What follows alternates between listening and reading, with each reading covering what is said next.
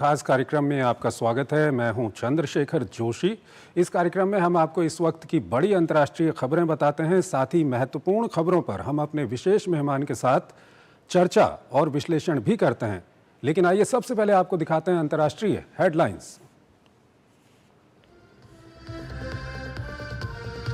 Brazil में G20 शिखर सम्मेलन का आगाज। पीएम मोदी ने कहा समावेशी विकास, महिला नेतृत्व वाले विकास और युवा शक्ति पर किया ध्यान केंद्रित। ग्लोबल साउथ की आशाओं और आकांक्षाओं पर दिया जोर।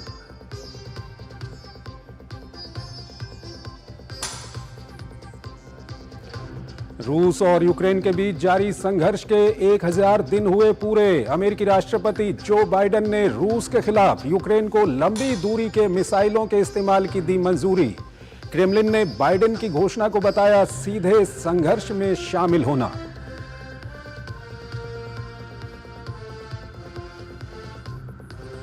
अयतुल्ला अली खामनेई के बेटे मुस्तफा खामनेई के ईरान के नए सर्वोच्च नेता चुने जाने की खबर।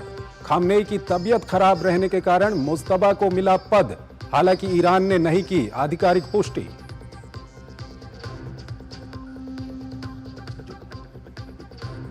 बांग्लादेश की अंतरिम सरकार के 100 दिन पूरे। मोहम्मद यूनुस ने आवाम को किया संबोधित। कहा शेख हसीना के भारत से प्रत्यर्पण की करेंगे मांग। देश में हिंदुओं पर अत्याचार पर झाड़ा पल्ला। कहा अल्पसंख्यकों के खिलाफ हिंसा की खबर प्रोपेगेंडा।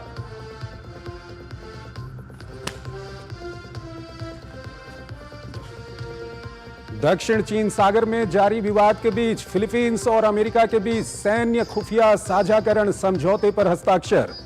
चीन ने दी समझौते पर प्रतिक्रिया। कहा तीसरे पक्ष को न बनाया जाए निशाना।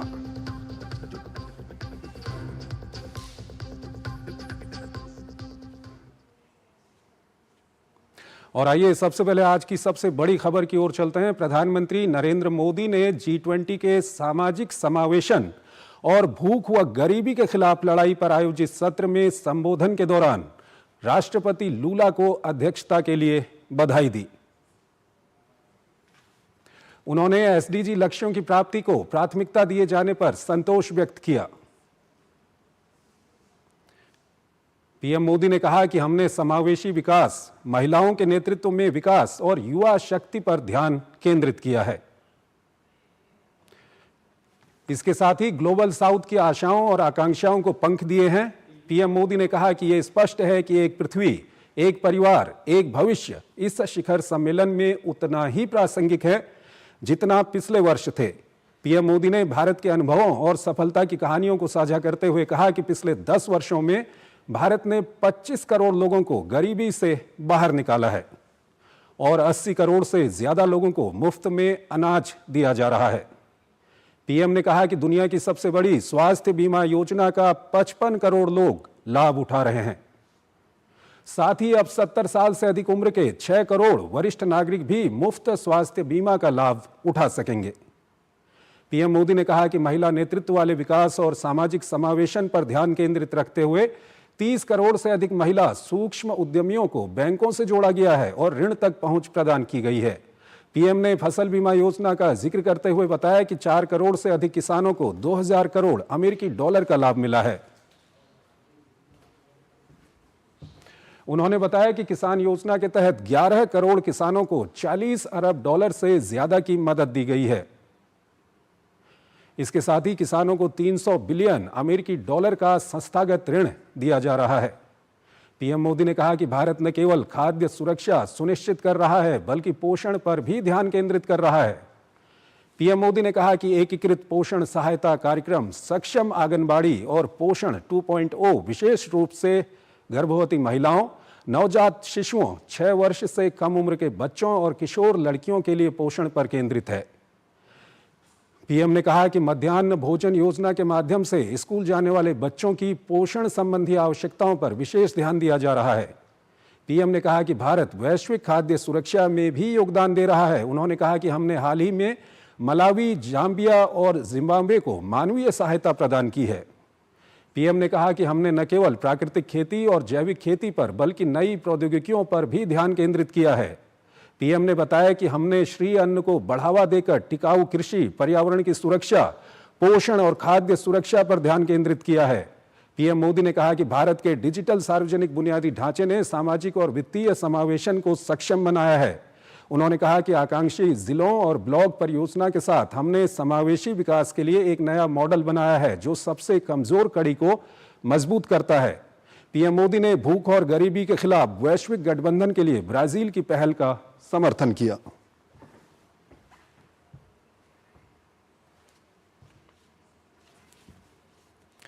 और आइए अगली खबर की ओर आपको लिए चलते हैं। बांग्लादेश में अंतरिम प्रशासन के 100 दिन पूरे होने पर बांग्लादेश ने भारत से बड़ी मांग कर डाली है। मोहम्मद यूनुस ने कहा कि बांग्लादेश अपदस्थ प्रधानमंत्री शेख हसीना के भारत से प्रत्यर्पण की मांग करेगा।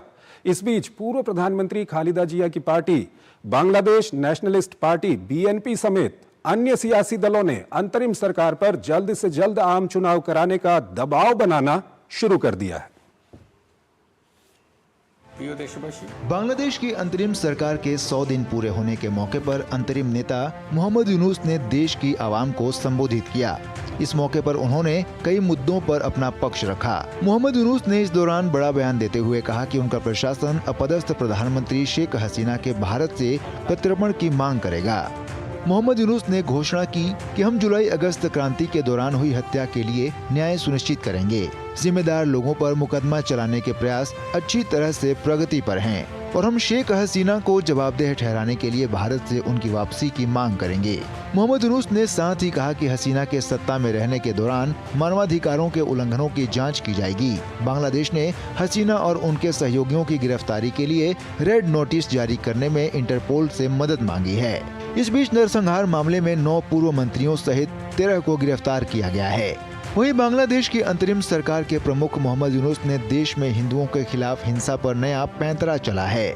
उन्होंने कहा कि अंतरिम सरकार धार्मिक अल्पसंख्यकों पर हमले से जुड़ी हर घटना की जांच कर रही है। हम हर संभव प्रयास कर रहे हैं ताकि सिर्फ हिंदू ही नहीं बल्कि देश का प्रत्येक नागरिक इस हिंसा का शिकार ना हो। उन्होंने कहा कि बांग्लादेश में अंतरिम सरकार के गठन के बाद देश पूरी तरह से सुरक्षित है, लेकिन धार्मिक अल्पसंख्यकों को लेकर बेवजह डर फैलाया जा रहा है। मोहम्मद यूनुस ने कहा कि कुछ मामलों में अल्पसंख्यकों पर हिंसा हुई है, लेकिन इन मामलों में ज्यादातर बढ़ा चढ़ाकर बातें की जा रही हैं। जो भी हिंसा के थोड़े बहुत मामले हुए हैं वे मुख्य रूप से राजनीति से प्रेरित हैं।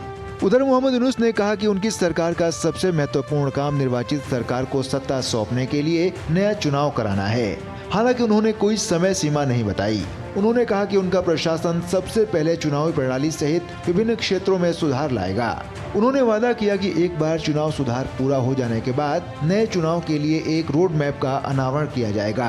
हालांकि पूर्व प्रधानमंत्री खालिदा जिया की पार्टी बांग्लादेश नेशनलिस्ट पार्टी समेत अन्य सियासी दलों ने अंतरिम सरकार पर जल्द से जल्द आम चुनाव कराने की योजना बनाने का दबाव बनाना शुरू कर दिया है।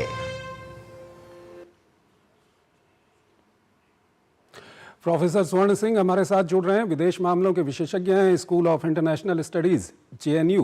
प्रोफेसर साहब, स्वागत है आपका हमारे इस कार्यक्रम में। पहला सवाल आपसे यही जानना चाहेंगे कि अब बांग्लादेश ने शेख हसीना के प्रत्यर्पण की मांग करने की जो उनकी योजना है उसके बारे में खुलासा किया है, क्या कुछ कहेंगे? हाँ, ये ठीक है कि उन्होंने अपने भाषण में शेख हसीना के प्रत्यर्पण की बात कही है। और आप ये ध्यान दें कि जितनी भी उन्होंने बातें की हैं उनमें किसी में भी समय सीमा की बात नहीं है और वो इंटरपोल की सहायता लेने की कोशिश कर रहे हैं। बात यह है कि भारत बांग्लादेश के विकास में सबसे बड़ा साझेदार है, हिस्सेदार है और इस बात को वहाँ के जो मुख्य सलाहकार हैं डॉक्टर यूनुस वो अच्छे से समझते हैं और उसके साथ साथ उनके ऊपर राजनीतिक तौर पे बहुत दबाव बनता हुआ नजर आता है। आपको याद होगा कि जमायत इस्लामी का जो छात्र संगठन है, छात्र शिविर, उसकी नेतृत्व में एक तरह से पूरा वहां आंदोलन हुआ था, सरकार में बदलाव आया और लगातार जमात इस्लामी का जो प्रभाव है जिनको शेख हसीना बैन करना चाह रही थी वो बढ़ता हुआ नजर आता है और उसी के चलते आप एक के बाद एक देख रहे हैं जो पहल हो रही है कि पाकिस्तान और बांग्लादेश के रिश्तों में पूरी तरह से बड़ी तेजी से बदलाव आ रहा है। यहाँ तक कि उनको वीजा फ्री कर दिया है कि आप जाकर इमिग्रेशन पर ही एप्लीकेशन डाल सकते हैं, आपको हाई कमीशन में आने की जरूरत नहीं है। वहां से रक्षा का बहुत सारा जो है चीजें वो हथियार मुहैया कराए जा रहे हैं, उपकरण मुहैया कराए जा रहे हैं पाकिस्तान से। पहला जो शिपिंग लेन है वो कराची से चिटागोंग शुरू हो गया, मैरीटाइम कनेक्शन। तो ये अचानक जो इतना बड़ा बदलाव आप देखते हैं कि पाकिस्तान के साथ रिश्तों में हो रहा है, जाहिर है कि उससे या तो उसको कारण मान सकते हैं या उसको कंसिक्वेंस भी मान सकते हैं कि अंदरूनी जो माहौल है पॉलिटिक्स का, उसमें जमायत इस्लामी सामने आकर, उसका छात्र शिविर सामने आकर, यहाँ तक के छात्र वहाँ पाकिस्तान के हाई कमीशन से लिबरेशन, यानी कि कहीं ना कहीं जो कट्टरपंथी ऑर्गेनाइजेशंस वहां पर हैं उनके एजेंडे पे अब वहां पर काम हो रहा है। दूसरा सवाल ये है सर कि कल जो उन्होंने भाषण दिया है, उन्होंने कहा कि ये अल्पसंख्यकों के साथ जो हिंसा हो रही है, हिंदुओं के साथ हिंसा की हम बात करेंगे, उनका कहना है कि ये प्रोपेगेंडा है, लेकिन पूरी दुनिया देख रही है कि बांग्लादेश में क्या कुछ हो रहा है। हालांकि डॉक्टर यूनुस प्रधानमंत्री मोदी से न्यूयॉर्क में मिल चुके हैं, आपस में बातचीत हो चुकी है, पर यह शायद हमें समझना होगा कि उन पर लगातार जो अंदरूनी तौर पे दबाव बन रहा है उसके चलते, और उसके साथ साथ हाल ही में जिस तरह से उम्मीदवार डोनाल्ड ट्रंप जो अब डेजिग्नेट राष्ट्रपति हैं, जब उनकी नेशनल इंटेलिजेंस की चीफ जो हैं, उनके जो बयान आते हैं उनको लेकर भी इनको कुछ इस तरह की बात कहना शायद जरूरी हो जाता है, मुझे लगता है। तो दबाव में आकर शायद कुछ ऐसी बात हो सकता है कि कही गई हो। चलिए ठीक है, कहीं ना कहीं दबाव दिखाई दे रहा है। तीसरा सवाल सर, अंतिम सवाल इस विषय पे हम आपसे जानना चाहेंगे। वहां पर बीएनपी भी, आवामी लीग भी सब अब मांग कर रहे हैं कि चुनाव कराइए, लेकिन ये कहते तो हैं कि हम चुनाव कराएंगे, लेकिन कोई समय सीमा नहीं है। आपको याद होगा कि पड़ोसी देश पाकिस्तान में जब तख्ता पलटा था तो जियाउल हक 10 साल और मुशर्रफ 9 साल तक सत्ता में रहे थे। तो ये बात कहना, अब उनके भाषण को आप सुने तो वो कहते हैं कि चुनाव व्यवस्था में बदलाव लाना होगा, उसमें सुधार लाना होगा, वहां के संस्थानों में सुधार लाना होगा, संविधान में सुधार लाना होगा।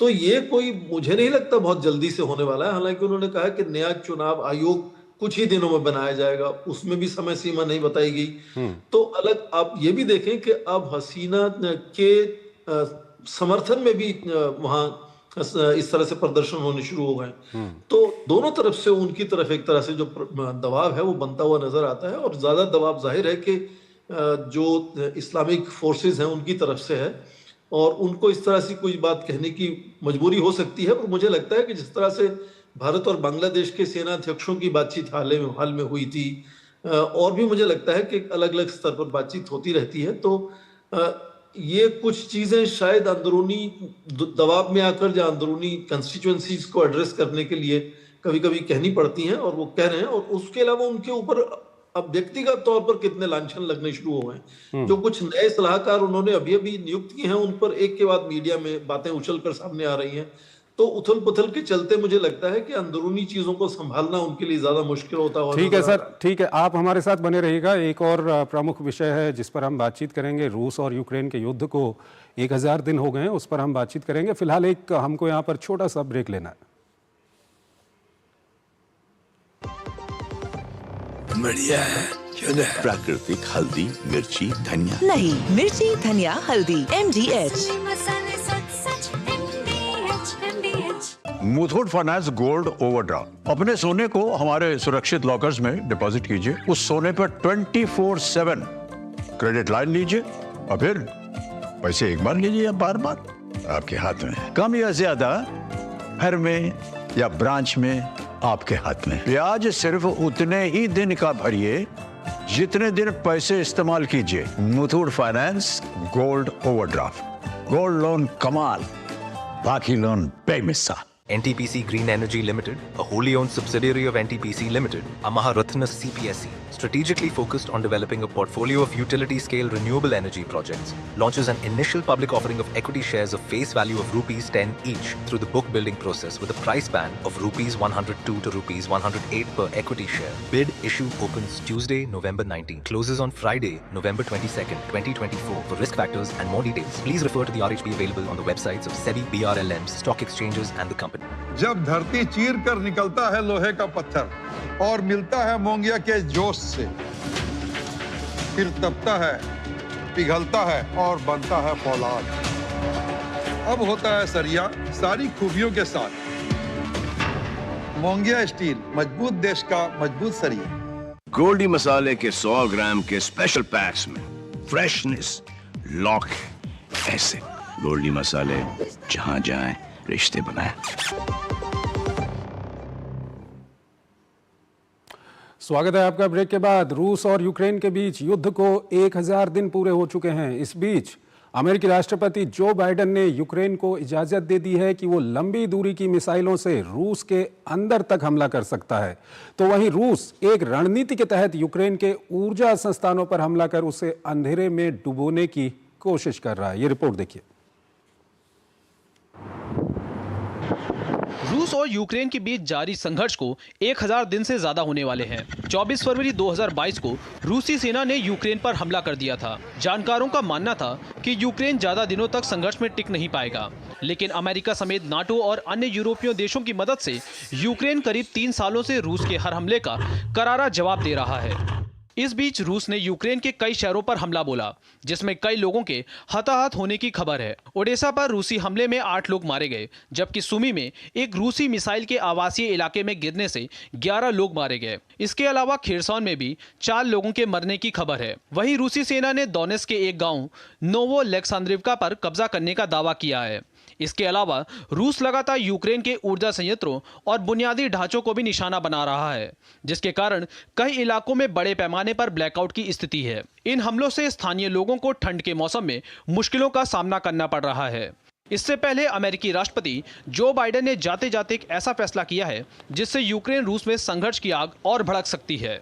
अमेरिकी राष्ट्रपति जो बाइडेन ने रूस पर हमला करने के लिए यूक्रेन को अमेरिका निर्मित लंबी दूरी के मिसाइलों के इस्तेमाल की इजाजत दे दी है। यूक्रेन के सैनिक अब रूस के अंदर हमला करने के लिए आर्मी टैक्टिकल मिसाइल सिस्टम का इस्तेमाल कर सकेंगे। ATACMS एक सुपरसोनिक बैलिस्टिक मिसाइल सिस्टम है, जिसका निर्माण अमेरिकी डिफेंस कंपनी करती है। यह अब तक की सबसे ताकतवर मिसाइलों में से एक है, जो 300 किलोमीटर की दूरी तक हमला करने में सक्षम है। अमेरिकी नीति में यह बदलाव कथित तौर पर कुर्स्क सीमा क्षेत्र में रूस की मदद के लिए उत्तर कोरियाई सैनिकों की हाल में की गई तैनाती के प्रतिक्रिया में आया है। दूसरी तरफ रूस ने इस पर कड़ी प्रतिक्रिया दी है। क्रेमलिन के प्रवक्ता ने कहा कि यूक्रेन को रूस तक अमेरिकी मिसाइल दागने की अनुमति देने के किसी भी अमेरिकी निर्णय का मतलब होगा कि वह सीधे संघर्ष में शामिल है। क्रेमलिन ने राष्ट्रपति जो बाइडेन प्रशासन पर संघर्ष को बढ़ाने का आरोप लगाया है। रूस ने अमेरिकी प्रशासन पर आग में घी डालने का भी आरोप लगाया।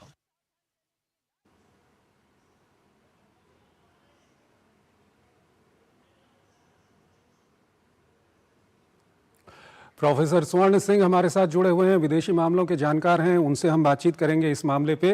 प्रोफेसर साहब, 1000 दिन हो गए हैं रूस और यूक्रेन के युद्ध को, लेकिन आज और कल में जो बड़ी खबर आई है उसमें सबसे बड़ा पॉइंट ये है कि जो अमेरिकी राष्ट्रपति हैं इस वक्त जो बाइडेन, उन्होंने जो अमेरिका निर्मित लॉन्ग रेंज मिसाइल्स हैं उसकी इजाज़त दे दी है यूक्रेन को कि वो रूस के अंदर तक हमला कर सके। और रूस का कहना है कि इसको वो इस तरह से लेंगे कि अमेरिका और रूस एकदम आमने सामने आ गए हैं, इस तरह से इसको लेंगे। ये किस ओर जाता हुआ दिख रहा है अब? जोशी जी, ये मामला करीब 1 साल से भी ज्यादा से चल रहा है। जब से वो राष्ट्रपति ज़ेलेंस्की लगातार ये रिक्वेस्ट करते रहे हैं पश्चिमी देशों से, अमेरिका से, कि उनको इन हथियारों को रूस के अंदर इस्तेमाल करने की इजाजत होनी चाहिए। अभी तक उनको यूक्रेन के अंदर इस्तेमाल करने की इजाजत है, रूस के अंदर इस्तेमाल करने की इजाजत नहीं है। अब हाल ये है कि केवल 7 सप्ताह बचे हैं राष्ट्रपति बाइडेन के कार्यकाल में, और आने वाले राष्ट्रपति डोनाल्ड ट्रंप का जो रवैया है, उन्होंने बार बार साफ किया है कि वो यूक्रेन की सहायता शायद नहीं करेंगे और हथियार, उपकरण और दूसरी तरह की सहायता बंद हो सकती है। तो क्या इस तरह से युद्ध विराम हो सकता है? कुछ ही घंटों में G20 के शिखर सम्मेलन में टर्की के राष्ट्रपति अर्दोगान यही एक प्रस्ताव वहां रखने वाले हैं कि युद्ध विराम होना चाहिए और ये एक तरह से प्रॉमिस होना चाहिए कि यूक्रेन नाटो में नहीं शामिल होगा। तो इस तरह की हालात बनते हुए नजर आते हैं। तो दोनों तरफ से, रशिया से भी और रूस से भी और यूक्रेन से भी एक तनाव का हालात बने हैं कि यदि मान लीजिए युद्ध विराम होता है तो कहां पर होना चाहिए। तो दोनों ज्यादा से ज्यादा जगह रोकने की, हथियाने की कोशिश में एक तरह से नजर आते हैं। तो ये दबाव बनता हुआ नजर आता है, जिसमें जो बाइडेन ने ये बात कही कि वही हथियार जो हैं लंबी दूरी के, वो रूस में अंदर इस्तेमाल कर सकते हैं। पर हाल ही में पिछले महीने राष्ट्रपति पुतिन ने फिर से इस बात को सेंट पीटर्सबर्ग में दोहराया था कि यदि लंबी दूरी के पश्चिमी देशों के हथियार रूस पर दागे जाते हैं तो वो उसको सीधा युद्ध में शामिल होना मानेंगे और उस तरह से उसका जवाबदेही करेंगे। तो तनाव बढ़ता हुआ नजर आता है एक तरफ, और दूसरी तरफ हो सकता है कि G20 के शिखर सम्मेलन में इस पर बातचीत का क्या नतीजा निकलता है वो भी देखना होगा हम लोगों को। पर ये मुझे लगता है कि क्योंकि समय सीमा इसमें नजर आ रही है कि 5 जनवरी से शायद बदलाव हो जाएगा अमेरिका के रुख में यूक्रेन को लेकर, तो उसके चलते मुझे लगता है तनाव में दोनों तरफ से कोशिश हो रही है कि ज्यादा से ज्यादा जो भूमि है उसको सर, यहाँ पर एक सवाल ये भी आता है कि डोनाल्ड ट्रंप वो कहते हैं कि वो युद्ध नहीं चाहते हैं, वो दोनों देशों के बीच में बातचीत की कोशिश करेंगे, वहाँ पर शांति की कोशिश करेंगे। ऐसे में जो बाइडेन की ओर से जो ये फैसला लिया गया है, ये कितनी बड़ी चुनौती खड़ी करेगा आने वाले प्रशासन के लिए? अमेरिका की तरफ से शुरू से ही दबाव बनाकर बातचीत शुरू करवाने की एक जो रणनीति है वो रही है, चाहे वो हथियार मुहैया कराना हो 50 देशों को इकट्ठा करके, या फिर वो स्विस पीस समिट ऑर्गेनाइज करनी हो जिसमें रूस को बुलाया नहीं जाता। तो ठीक उसी रणनीति को आगे बढ़ाते हुए ये लंबी दूरी के हथियारों का इस्तेमाल करने की एक नई शुरुआत है। पर फिलहाल लगता यह है कि ना रूस और ना यूक्रेन सीधी बात करने में किसी ने भी अपना रुझान सामने नहीं किया है। वो शुरू में जब युद्ध शुरू हुआ था तो पहले 2 या 3 सप्ताह में इस तरह की बातचीत हुई थी, कुछ आपसी बातचीत भी बैठकें हुई थी इसको लेकर, पर उसके बाद दोनों देशों ने बिल्कुल ये रुझान नहीं दिखाया कि वो बैठकर इसको सुलझाना चाहते हैं। बिल्कुल। सर, एक सवाल और है, जिस तरह से रूस यूक्रेन के ऊर्जा ढांचे पे हमला कर रहा है, इसको आप किस तरह से देखते हैं? क्योंकि यूक्रेन के जो लोग हैं वो काफी चिंतित हैं, उनका कहना है कि हमारे यहाँ ब्लैकआउट हो जाएगा, ठंड के दिन आने वाले हैं, काफी परेशानी होगी, इसको आप किस तरह से देखते हैं? रूस की ये सैन्य रणनीति रही है कि इस तरह के जगहों पर वो हथियार अटैक करेगा जिसको लेकर बहुत ज्यादा विश्व में भत्सना ना हो। तो जिनको हम काउंटर वैल्यू टारगेट कहते हैं अंग्रेजी में, वो उन्होंने एनर्जी के जो एसेट्स हैं यूक्रेन के, लगातार उन पे उन्होंने अटैक किया है। और ऐसा माना जाता है करीब 50% के आसपास जो ऊर्जा का उत्पादन है वो रुक चुका है इस वक्त यूक्रेन में। तो उससे क्या होता है कि आम जनता में एक हताहत का एक तरह से माहौल बनता है, डिमोरलाइज हो जाते हैं लोग इसको लेकर। पर विश्व आपको उस तरह से क्रिटिसाइज नहीं कर सकता जिस तरह से यदि आप मान लीजिए सिविल जगह पे, आप शहरों पे यदि अटैक होता है तो पूरा विश्व उसको क्रिटिसाइज करता है एक तरह से। ठीक है, तो ये रणनीति का हिस्सा है कि वो लगातार इनके एनर्जी जो प्रोडक्शन के एस्टेब्लिशमेंट्स हैं उन पे अटैक करते रहे हैं। ठीक है सर, बहुत शुक्रिया आपका हमारे इस कार्यक्रम में हमारे साथ जुड़ने के लिए, और इन दोनों विषयों पर तमाम आपका जो विश्लेषण है और जानकारियां हैं वो हमारे दर्शकों के बीच रखने के लिए। एक छोटा सा ब्रेक लेते हैं, ब्रेक के उस पार हम आज की बड़ी अंतर्राष्ट्रीय खबरें आपको बताएंगे।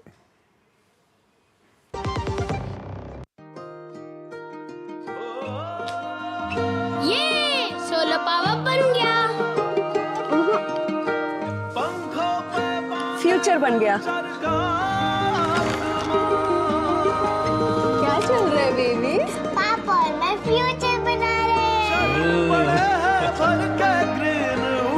फ्यूचर ही तो बना रहे हैं, हर ओर डिकार्बोनाइजेशन बढ़ा के और सालों से प्रोड्यूस होते वॉट्स में ग्रीन मिला के। NTPC green, a wholly owned subsidiary of NTPC limited, brightening India's tomorrow with green watts. Goldiee मसाले के 100 ग्राम के स्पेशल पैक्स में फ्रेशनेस लॉक है। ऐसे गोल्डी मसाले जहां जाएं रिश्ते बनाएं। स्वागत है आपका। ब्रेक के बाद अंतर्राष्ट्रीय खबरों के हमारे इस कार्यक्रम में आज इतना ही, लेकिन जाते जाते आपको छोड़ जाते हैं आज की प्रमुख बड़ी अंतर्राष्ट्रीय खबरों के साथ। नमस्कार। ब्राजील में G20 बैठक। प्रधानमंत्री नरेंद्र मोदी जब कार्यक्रम स्थल पर पहुंचे तो उनका राष्ट्रपति लूला डा सिल्वा ने स्वागत किया। शिखर सम्मेलन के दौरान प्रधानमंत्री नरेंद्र मोदी ने अमेरिका के राष्ट्रपति जो बाइडेन से भी मुलाकात की।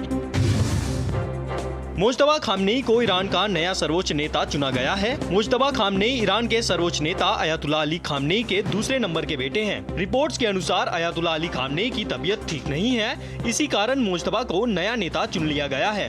हालांकि अभी तक ईरान की तरफ से इसकी आधिकारिक पुष्टि नहीं हुई है।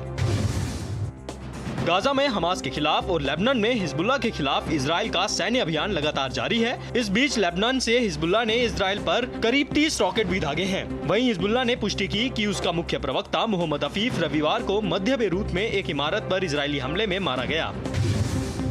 हाल के संसदीय चुनावों में अपनी पार्टी की भारी जीत के बाद श्रीलंका के राष्ट्रपति अनुरा कुमारा देशनायके ने 21 सदस्यीय नए मंत्रिमंडल को शपथ दिलाई। हरिनी अमरसूरिया को नई सरकार का प्रधानमंत्री नियुक्त किया गया है। दिशानायके रक्षा, वित्त, योजना और डिजिटल अर्थव्यवस्था सहित प्रमुख मंत्रालयों को खुद देखेंगे।